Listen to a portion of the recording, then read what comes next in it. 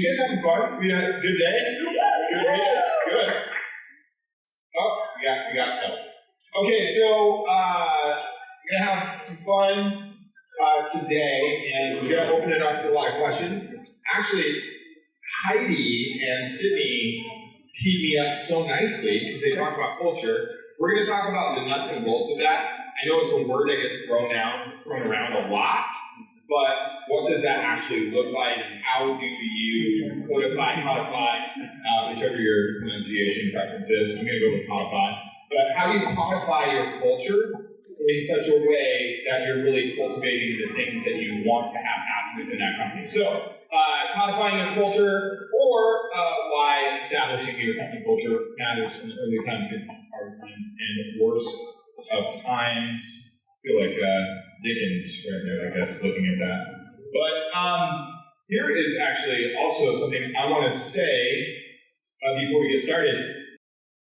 This is a picture from 8 years ago, and I had the privilege of being one of the, as Kate just mentioned, one of the organizers for Phoenix Startup Week in year 1 and year 2. And these little startups of mine, that guy on the right, he's my middle. He's now 14 years old, and he's 6'3". So he has grown past me. It's the epitome of growth, and it's a really real sign. But I want to say to Kate and to all the volunteers here, I know how much work and effort it really takes to put these events on. So can you just give them a big round of applause? So much effort, and I know that firsthand.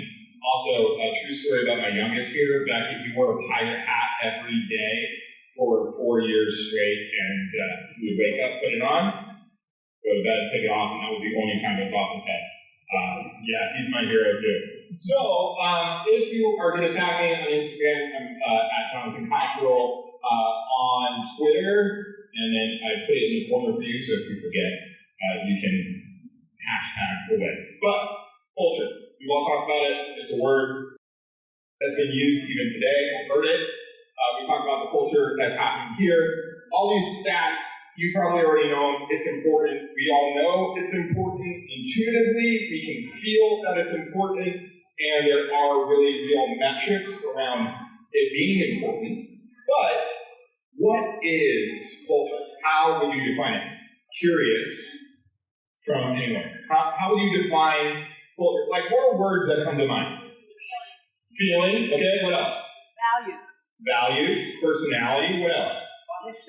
Conversations, okay. Other words? Satisfaction, very good. Belonging, what? Rules, okay. These are the family, that's another word. We'll talk about all these types of words. Here is what I would say it is not. Let's define what it's not, then we'll get to what it is, right? It's not what you intend it to be. You could say, oh, I want culture to do this, but that doesn't mean that it is that thing, right? So, nice ideas, good intentions. It's not what you say it is. A lot of people will say that culture was one thing. I think the Enron was the one that said, like, integrity, respect, and trust, or something like that. I can't remember what the words were, but they spent a lot of money putting those in posters on the wall, expensive wallpaper that meant nothing at the end of the day because they weren't living that out. So it's also not your why, it's not your vision, it's not the thing that you're actually talking about going out and achieving. It's not ping pong tables. These are all potentially elements, but it's not these things in and of themselves. So what is it? Cambridge defines culture as the way of life. I love that. I would go the way of life. That's a great definition. If you're talking about culture, within a particular place, at a given time. And as I was thinking about that, also the fact is that culture just is. It exists. Whether or not you have invested intentionally into that, or it's just occurred and emerged on accident, you have a culture. Now, you might even say, culture is non-existent. I've heard things like that. No, it's very much existing. You might have a man's culture. You might have a terrible culture or a toxic culture. But these are things that just are, whether or not you've invested into them or not. And I love this quote by Aristotle. The last part I'll just highlight there, that choice, not chance, determines your destiny. So, what are you choosing to invest in as a company, as a team, as a person? And we have cultures also within our families, within our friend groups, within all these different subcultures as well. They also exist. So here's my definition for today. Give me a thumbs up if you think it's good, thumbs down if you think it's bad, that's okay. But my definition for today, that culture is a way your team regularly demonstrates and reinforces what you believe, value, and prioritize. I got some thumbs up, okay? Yes? It'll work for today? Okay. We're going to talk about how do you do that. Because again, a lot of people say it's important, but how do you do it? I'll also say this when we're talking about culture. What you say is less valuable, less important than even what you think. You know, we all say some things. People will say what they're doing, but actually what's going on inside is probably more important. That feeling, the thing that you're feeling. But at the end of the day, culture is the sum total of how everyone is behaving. I'm not just going to talk about behavior modification or anything along those lines, but what is it that you're doing that is demonstrating, that's why I said demonstrate, and reinforcing what you prioritize and value and believe. So, we're going to say talk's cheap, we're going to come back. So, when does it matter? When does it matter? I'll say this, it definitely matters at the idea stage of your business. Now, a lot of people are not thinking about that. They're thinking about what they're going to go do. I would argue and contest that it is imperative to really invest in who is it you're going to be, and the product, the company, everything else is really a byproduct of that. But frankly, a lot of people do not think about culture at this point, because maybe it's one person, maybe it's two people, they're working on an idea, but it's important at this stage. It's definitely important. You start to get more people around the idea in the coffee shop. You're talking, how is it that you're working? I love that definition that Heidi gave. We're going to talk about that. She said, how is it that you work? That's an aspect of your culture. And that continues to grow as you get more people. Maybe you get an office. Maybe you're remote. Culture still can impact those remote cultures. It definitely is important, even in the boardroom. But again, at a lot of these stages, some companies have not necessarily done the investment to actually make that real and make it something that's tangible to impact how people are working together. And frankly, eventually, something hard happens within your company. And you get punched in the face. I love that quote from Mike Tyson, that everyone has a plan until they get punched in the mouth. And this is true of startup life. So it's certainly important when things get tough. But a lot of times people haven't invested in that thought and effort. So then when it gets tough, things crumble. And it's more reactive than something that they've invested proactively in. And I think this is a pretty good picture of what startup life is like. This is a better picture. Man, it's definitely even worse than a punch in the mouth sometimes. So here is a little bit of my company, Journeyage. We are a training platform. I'll just use it for the sake of example today. I'm not going to talk too much about it, but this has been our growth curve. So this is in revenue. Last year we closed out just a little under $3 million in revenue. 2020 was our first full calendar year as a business. We sold our first client, I think, in September of 2019. So very, very happy about the growth, but this is not what it feels like, right? Everyone can look at this and say, oh, that's great, we have a great culture, it's impacting. It definitely feels way more like this. Ups, downs, sideways, we've all done that. Does it feel like a roller coaster to everyone else? Your startup, your business? Yes? Come on, yes, we need to get going. So here is when it matters. It matters when you are saying, who is it, how is it, when are we going to recognize people? It is important to say, who is it you're going to hire on your team? This is one of those challenging, difficult times, right? What clients are you going to either not do business with, or maybe even hire? These are real scenarios, right? What critical decisions are you going to make as a business in terms of the directions that you go, and how it is that you arrive at those decisions? How is it that you spend and invest your money? What's your filter for those things? These are all questions that I would argue really your culture impacts, whether or not you thought about it or not. And these are times in which it's imperative that you have a decision-making framework, and something that can help you figure those things out together. I'm not saying it's always easy, but it is made easier to do that together. So let's talk about the nuts and bolts of this. How do you find your way of life within your own startup, your own team? I will recommend this book. I have a couple other book recommendations at the end. If you have not read this, I highly recommend it. The Culture Code. But to codify means to arrange log rules into a systematic code. And a lot of times, I don't hear many people talking about this when it comes to culture. So already we said top is cheap.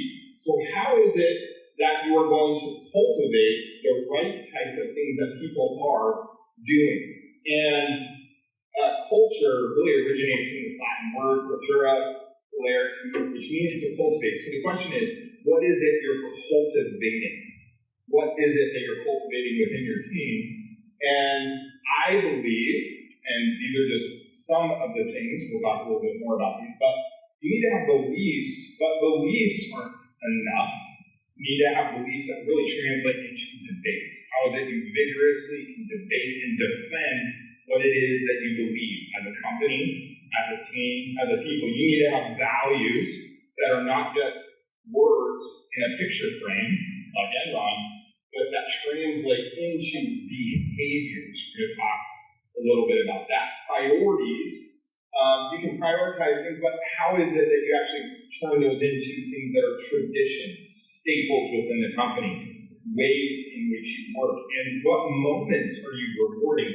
These are just some of those examples, because in my opinion, as much as Simon Sinek and others out there, they say start with why. I believe that what's most important is who are you first. You have a collection of people that have all unique personalities, backgrounds, perspectives, beliefs. How is it in that melting pot of a team environment that you're bringing all those pieces together and saying this is who we are and it's going to drive everything that we do?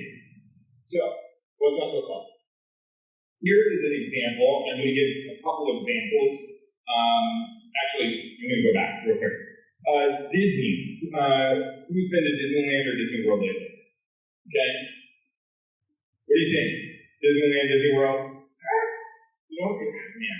Okay, I'm not talking about it. I have a lot of relatives who do those things. What was your experience like at Disneyland? It was awesome. Awesome? What? Hate the lights. You hate the lights? Lines. Oh, the lines. Well, yeah, the lines. Well, what was your experience like with staff and just in that place? Magical. Magical? That's another word that people like, what do you say? That's the word, right? I mean, it's magical. Why is it magical? They figured out a way in which everyone protects that experience, what they do, right? You have kids, particularly, like how those staff members, I remember so many times with my kids, how they just treat my kids, and it's amazing that they're doing it at such scale. Well, every single Disney employee, they carry a little card in their back pocket. It doesn't matter if they're in a furry suit or they're a princess, that and it has their values, and they will go spot check people. You have it on you. Are you living out these specific values? So they're reinforcing what it is that they value and how that translates into the experience at large. I'll mention one other too. I don't have a slide for it, but Netflix a while back had put together a deck about what they believed culture was. It was like 150 slides or something along those lines. And it was very antithetical to a lot of what was floating around at the time about culture. And one of the things that they took a stance on is they said, we are not a family, we're a team. And we're like a pro team that's going after a championship. And as much as we have relationships here, we are not family. Because in a family, regardless of what happens with your family member, if your brother or your sister do something that just like completely aggravates you, you're in it for the rest of your life with that person, right? And you love them and you can care for them. And I would say you can do that still within a team, but there is a difference between, hey, what is it that we're trying to achieve versus who we're just going to be in this relational engagement. So that's a stance that they took. And there has been some research lately about types of business cultures. And there's a recent study, I think you can find it on Atlassian's website. It talks about the 4 different types of company cultures that just exist out in the world. One's very hierarchical in nature. One is a clan, it's a family. Another is very much like this egalitarian, we're all going out and accomplishing what it is that we're going to accomplish. Now, I'm not telling you which one is right for you in your startup. You have to ultimately make that decision. But again, going back to Aristotle's quote, choice is going to determine what your destiny is. Heidi talked about that when she said, hey, this is about business. And that even translated into relationships. And so that is something that you have to consider in terms of how you want to do this. So, for Journeyage, I'm going to give an example here. Before we even had a product in market, I developed what, at the time, with one other co-founder, created what we called our passport. And in our passport, it says, if you want to take the trip with us, if you want to go places with us, over time, this is what we're asking you to commit to in terms of what your behaviors are, how it is that you're embodying our values, what is it that our priorities are as a company, and so on and so forth. And when people are living that out, this was pre-COVID, by the way, 2019. When people were living out, everyone got a unique stamp. So if you were living out and embodying that culture, you take a stamp your passport, and we'd say, hey, I really saw you live out this value. You did this, you embodied this behavior, and I want to recognize you for it. That is one example. And since going digital, we converted that into just a Slack channel. And so our Slack channel is a way for people to stamp the behaviors and values, and it's something, and it's a system that everyone can use within the company to recognize that culture being lived out. We are reinforcing those things. Here's another tool that we use. We're going to call all of these reinforcement tools. Really, it's a reinforcement of what it is that you embody. So this we call the Spirit of Journeyage. It's just a one-page document. We have 3 pillars, right? Our passport, our path, our proposition. We say this is who we are, where we're going, what we sell. And the who we are is what's most important and most static. There's evolutions, little slight changes there over time. But the more you move to the right, those things are going to be shifting as we're continuing to grow and build our company as a whole. All of these are just little elements and components of the culture we're building. Up at the top, you'll notice all hearts, all heads, all hands, all in. I don't like having all hands meetings. We say we want everyone's hearts in it because they believe in it, their heads in it because they're applying their minds to solve problems, all hands because they're actually setting their hands to the challenge, they're working on it, and that we want to be all in. This is a mantra that we have. And instead of an all-hands channel or a general channel on Slack, our Slack channel is called POP. Because it's AAK. So, all of that is a way that we do this. here's another example. We helped Dutch Bros. Who likes Dutch Bros coffee? Here. It's right around the time where everyone needs coffee too. Any coffees or Red Bulls. Red Bulls were over there too. But here is something that we did. We did work with them to translate and codify their values, and they asked for something similar, a little field guide for their training purposes, but also we put together online training, their posters in every single one of their stands and shops now that talk about these different values that they have, and also there are behaviors that reinforce it. So let me break this down a little bit further. Dutch Bros, there's corporate, there's now also all of these franchisors. This one has about 13 stores, 600 employees. And one of the things, they had some values that some of their team had put together way early on. And when we surveyed, only about 30% of their entire staff knew even what all of those values were. And so once we took a look at that, we refashioned the values based upon crowdsourcing what they said their best top-performing people were doing, and then we threw those into what we call now the West Valley ways. The reason we call it that is because there's some confusion with what were their corporate values, so speed, quality, and service, and then their own franchise values. I say all that for this reason. One is, you don't have to necessarily call it a value. There might be some unique terminologies that you come up with. Another example, too, that I put it here for my own memory, is that we took a value that they had originally, which was One United Family, and again, that was protecting and creating even a little bit of a questionable environment for some people, and they felt uncomfortable with that. And so we turned that into winning together. And then over here on the right, there are 5 behaviors that map to each one of those values.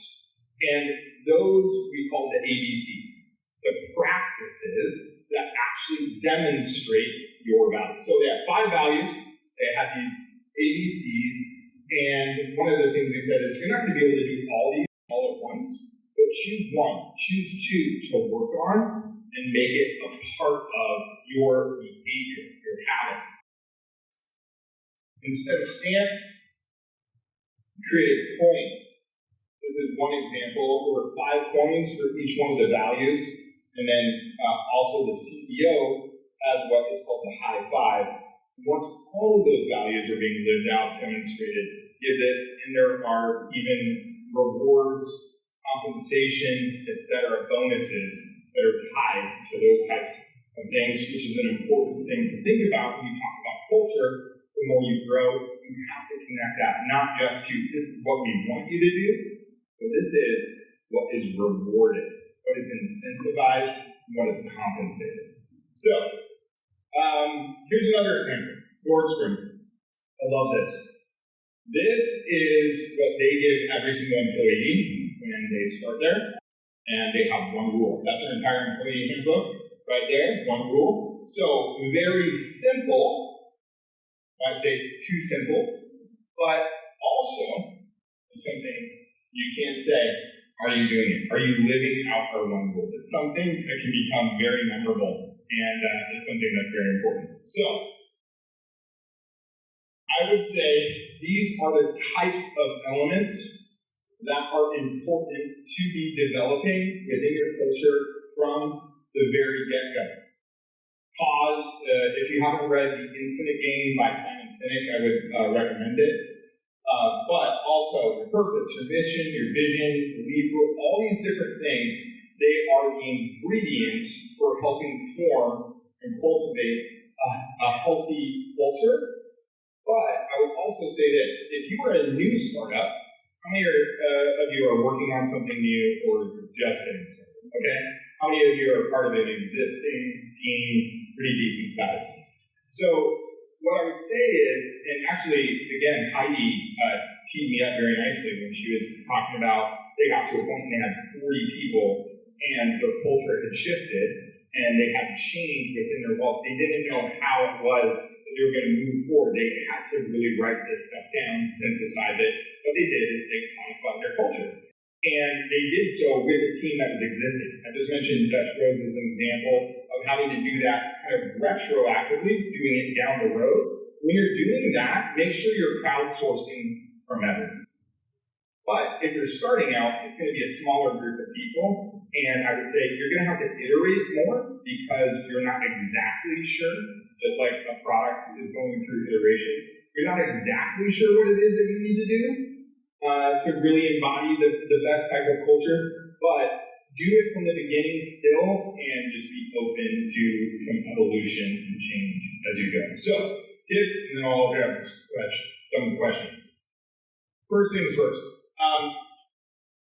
How many times have you guys seen some type of like cultural element or value that's a part of a company? Maybe it's even a company you're a part of right now, and it's there, it's stated, but it doesn't really map to what's real. And what I mean by what's real is maybe it feels like mushy and it feels good, but then when the rubber meets the road, when it comes to like business decisions that have to be made, you are not necessarily accurately depicting what that looks like. So, for example, I'll just use an example from Journeyage. We have 4 hallmarks. We call it a compass. And the hallmarks are solve problems, sell value, serve others, and share success. So, solve problems and sell value. And the reason we have it in a compass is we say we're heading north, right? We have a North Star, and we want to serve others. That's ultimately what's driving us. So to do so, we need to solve real problems. So we're coming from the south, we're moving north. The east, sun rises in the east. You don't see another day if the sun doesn't rise, right? And for us to see the sun rise, we need to sell value. And then at the end of the day, where the sun sets on the west side, we are sharing success, right? That's what we want to do. But we can't share success until we've sold value, until we have done enough to create an opportunity to serve our community. This is an example of if we put that sharing success came before selling value, it would be inauthentic. It would be unreal, and it would be something that we're unable to actually do as a business. We can do that as people, but as a business, you have to have cash to continue to operate, to continue to serve your people, to continue to bless your employees and their families and your community. So I just say, start with what's real and do it from the beginning. Crowdsource and iterate, we already talked about. Just make sure that you're pulling from your people what it is that actually looks like a really top-performing person. Keep it simple. I think Nordstrom's did that really well with that one rule. But another way you can do that, 2 bullets down, using mnemonics. So I just mentioned compass. There's these different elements that help me remember. But it could be acronyms that you come up with. It could be visual models. It could be posters. It could be all different types of things that help people retain and reinforce what it is that you're doing. Hire and train to those different values. And then last but not least, I would say over-communicate. When you start to feel like you just banged the drum too much, you're just getting started. And continue to bang the drum and reinforce constantly with your entire team what that looks like in action. And last but not least, I'll just throw those up. I'll leave those up for a little moment, and we'll open it up to some questions. Yes. Yes. They're like, oh, I want feedback. Yeah. I want feedback. But, like every video says they want feedback. So how do you really create a culture that invites feedback? So these are some of the things I prefer. So I think it's important that when you do have it's not easy for me to get feedback. I'm just saying, I'm like every other employee, I will step along him and I'll get feedback. But it doesn't make it easier, but when I do it, fun. Yeah.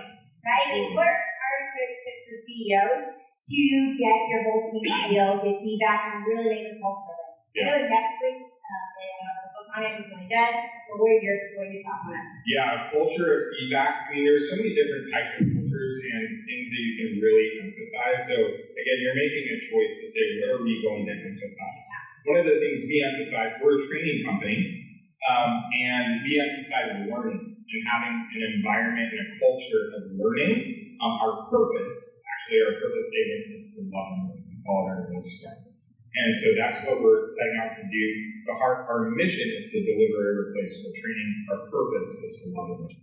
So I say that to say, if you really care about the feedback, bake it in and embody it within the actual values that you fit it, and then create the environments, the systems, and the reinforcement tools that support that. One of the ways would be, obviously, if you're CEO and you really do say, want feedback, well, praise and recognize when that comes in.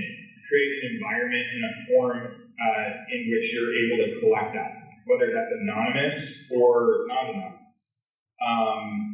So there are definitely a ton of different ways, means, tools, etc., that you can employ to do it. The question is, if you really care about it, actually demonstrate that, and again, top is cheap.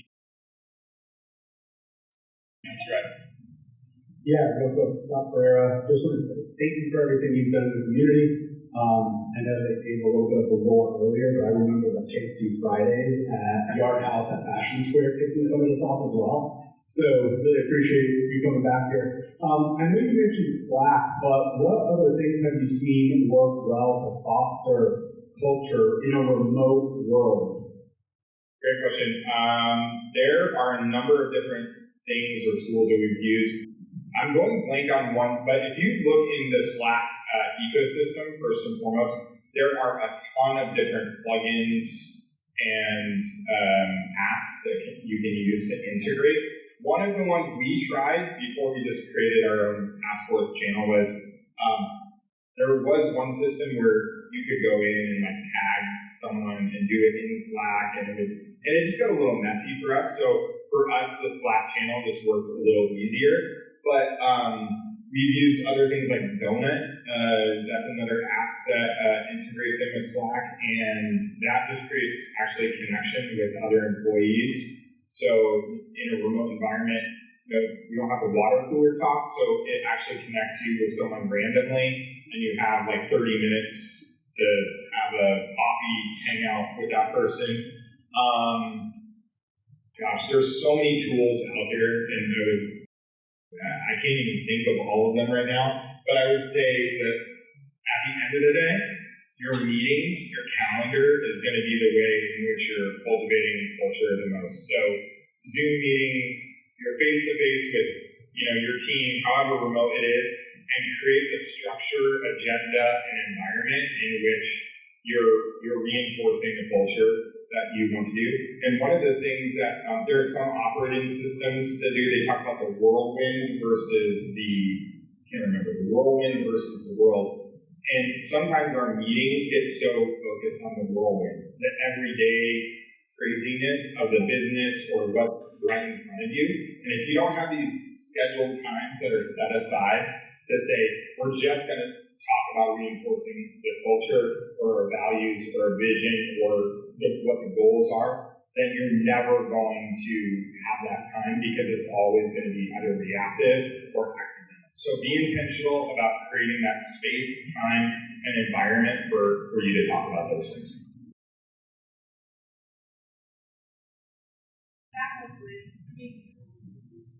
Yeah, that's great. What do you do to make sure you're hiring for culture?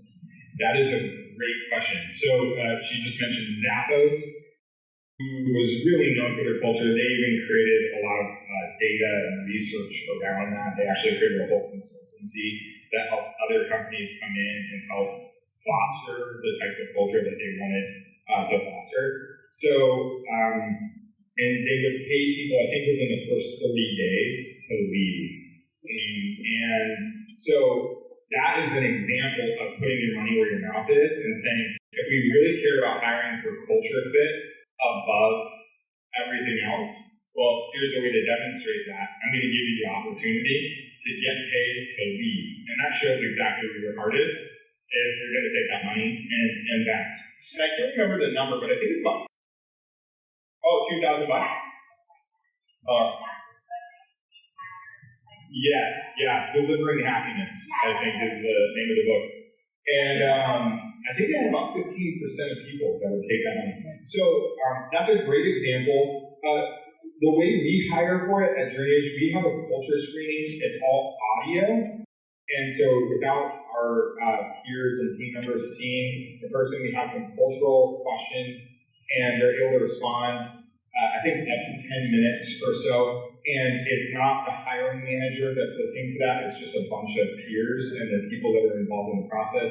They listen to those responses. If you pass the culture screening, then you move on to talking with peers as well as hiring managers. And I would definitely say just involving people that are employees, not the person that's going to be actually directly responsible for managing that person, is one of the best ways you can show culture fit. Because if you don't want to work with that person, that's going to be the best way to protect against the wrong types of folks coming in. There's a lot more to be said about that, though, DEI, orientation, and some other elements. Oh, good to see you. Thanks so much. I'm a cultural anthropologist, and the bad news is anthropologists have argued about the definition of culture for 150 years, and the good news is it doesn't matter that they do that outside the rarefied air of universities. One thing for sure is that culture is a noun and a verb. What I really like about your working definition is the two aspects of demonstrate and reinforce. Whatever it is that we're talking about here is something that is embedded in language and embodied in human practices. I want to talk about the reinforcement part. You nailed so much of the really cool stuff on material culture and ways of building in reminders and things, but there's a negative side to the reinforcement. I don't mean negative in the sense of bad, but like positive and negative.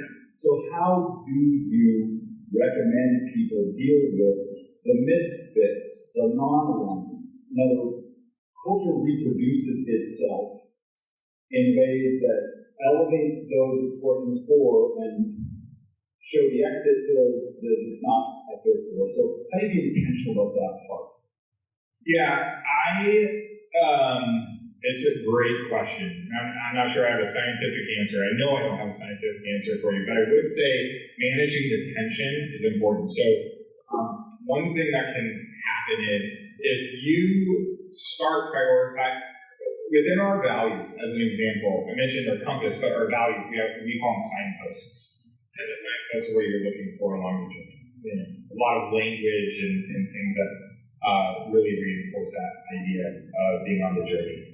So within our values, I would say there are two values I'll call out. One is wear hiking boots, and then another is stay healthy.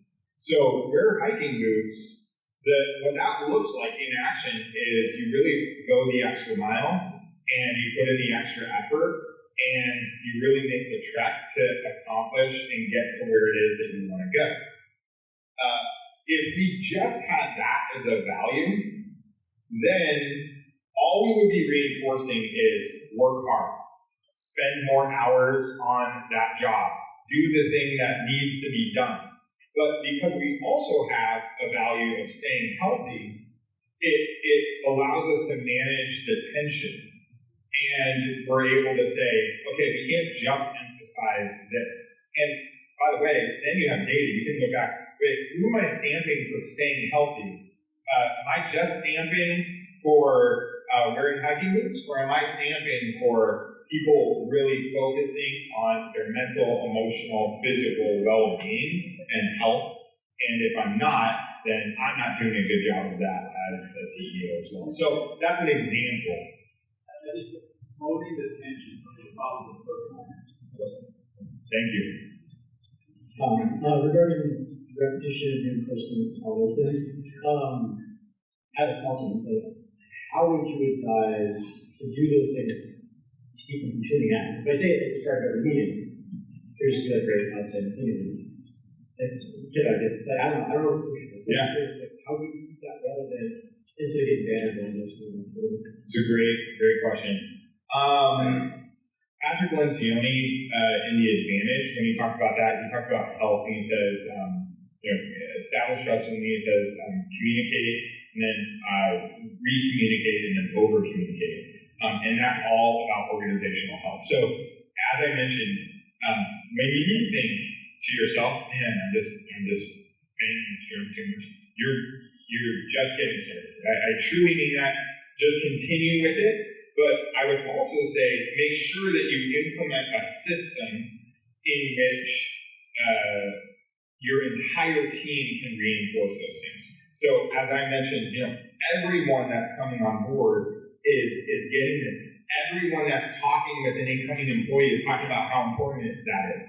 They get paired with, when they join the company, what we call a tribe. They go on and have coffee or lunch or a Zoom meetup before their first day, so they have someone else to be a buddy with.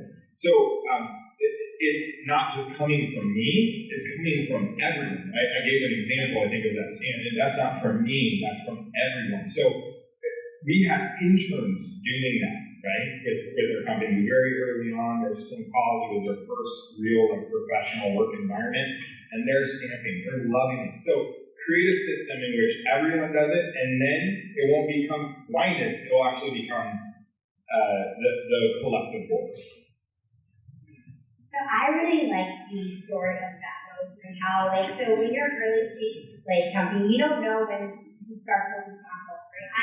I believe it should be sooner or later, right? Yeah. But I like how they came up with this where people do cool stories, and I know if you read the book, it's probably a lot like that. So how do you initiate in your small community, you're 100 people, how do you start implementing? I guess all the ways that I talked about, we did that as early in our stage as possible. So I would argue that it's never too early to start that. But I think going back to Heidi's point of, you have to iterate and evolve as your company evolves. Going from 0 to 10, you're going to experience a change. 10 people to, I think usually people will say about 50. It really gets dramatically different once you hit that 50 number. 50 on, that's going to change. So you have to evolve the ways that you work and the systems you use to reinforce that culture all the way through, and continue to reevaluate that and debate those ideas as a team.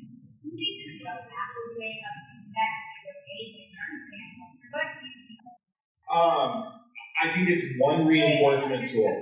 Yeah, they have a culture book. I think they publish it every year at the end of the year. Yeah, I think that's absolutely one way. I think there's an unlimited number of ways to really reinforce, and it's up to you and your team to figure those out in such a way that is authentic to your team. It doesn't feel forced. It feels real. It feels good. And here's one way that I'll put it. I thought of it too late, but it's, what would you suffer for as a team? What would you suffer for? What would you be willing to say, wow, this is so real to me that I would invest everything? That, especially as a leader, that I would take the losses for personally, because I so believe in this that I'm going to put everything I know and can on the line to live out this value. And if it's not that, then why is it there? So you mentioned that living those values is a price of entry in the interview process. There are tools like People Analyzer for scaling up, where that's part of just staying on the team. How do you create that as a standard for the entire team, and also give out rewards for a stand for having all 5 tokens for Dutch Brothers?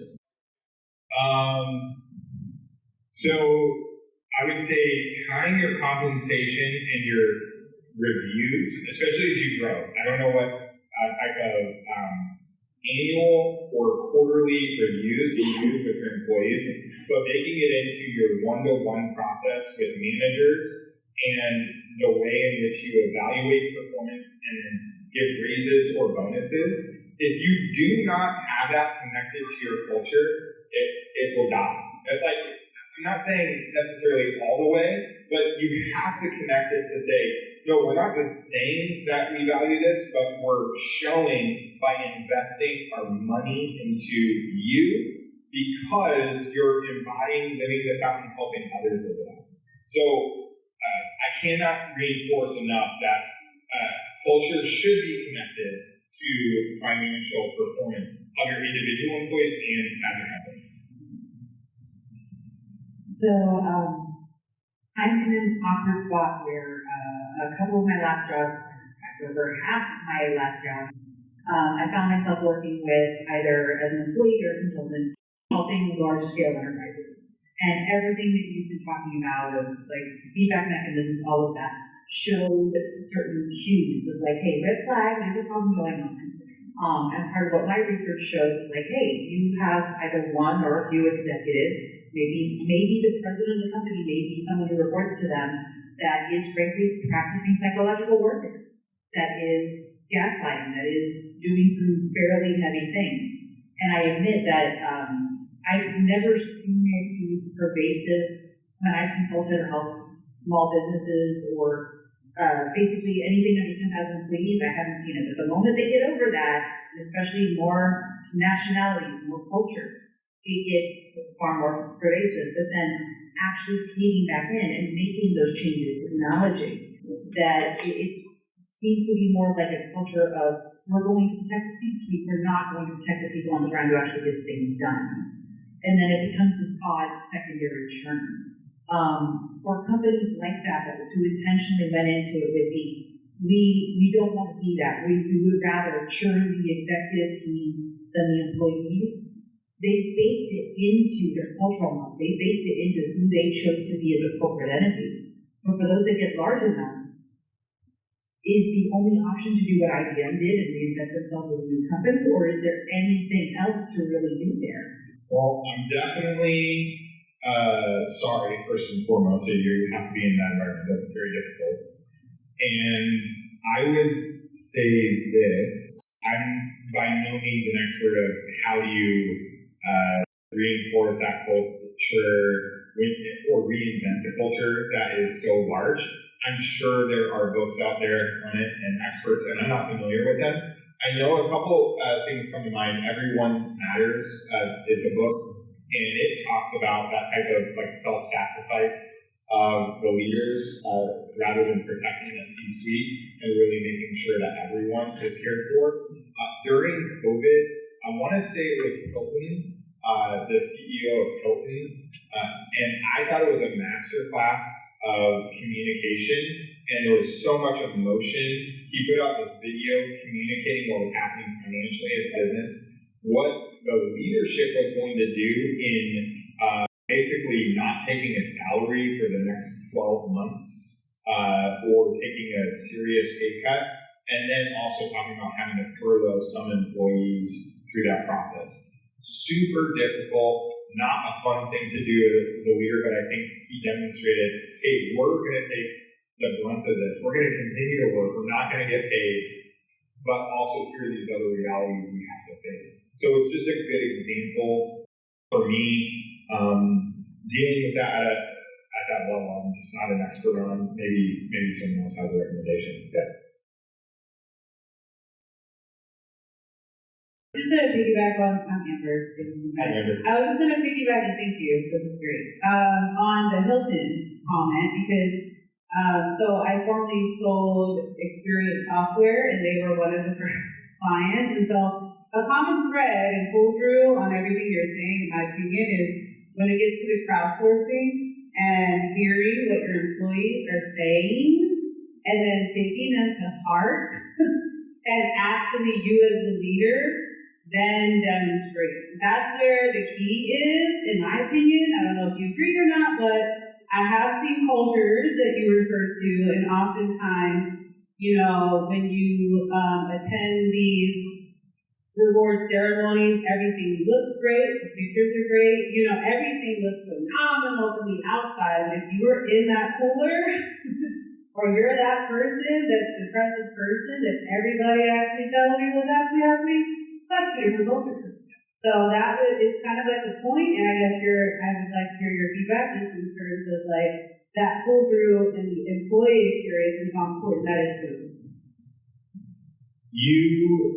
I don't think you can do enough listening and learning as a leader, period. So whatever ways you can implement that you are regularly getting feedback, it's super important. And embracing that, demonstrating your appreciation for that, not just in lip service, but then taking those recommendations to heart and implementing and saying, not just hearing you, but I'm now going to do something different. That's accountability. And if you're not accountable at the top level, how is your going to hold others accountable? So just a quick question. Obviously, with all the comments and all the questions that are coming in, culture is becoming more and more important in the business world. For a lot of small, medium-sized businesses, their culture is constantly changing, right? We have a goal. When we find out there's a better option, either there's turnover that decide actually these are the principles that we're looking for, or even in the industry, what we are or what we were 5 years ago maybe isn't what we want to be in the next 5 years. So what do you recommend when there's culture changes that are necessary? How do you approach that, and how do you implement changes without just starting over? I think having the points in time in which you are technically, again, setting aside intentional time to review. So one of the things that we do is we actually will have like a password review.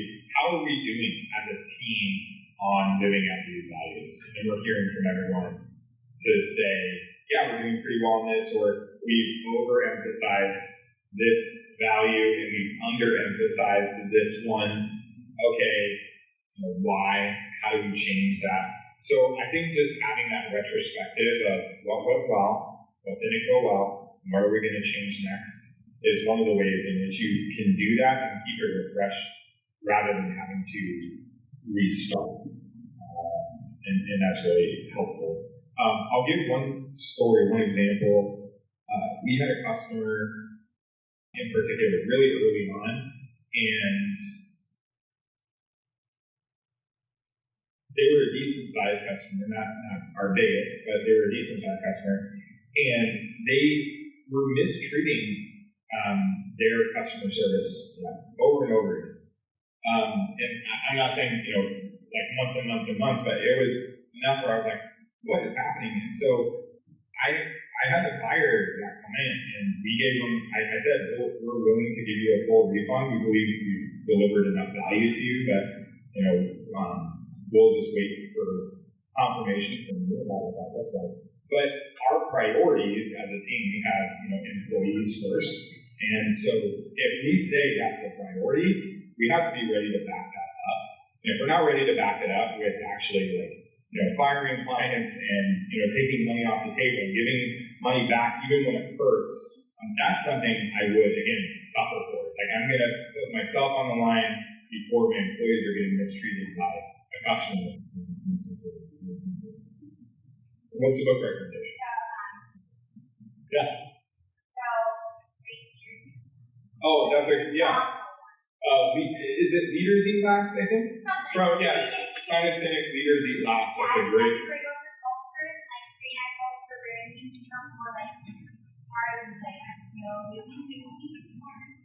Yeah. Totally agree. It's a good recommendation. Leaders Eat Last. Wonderful. Yay! Thank you. Feedback.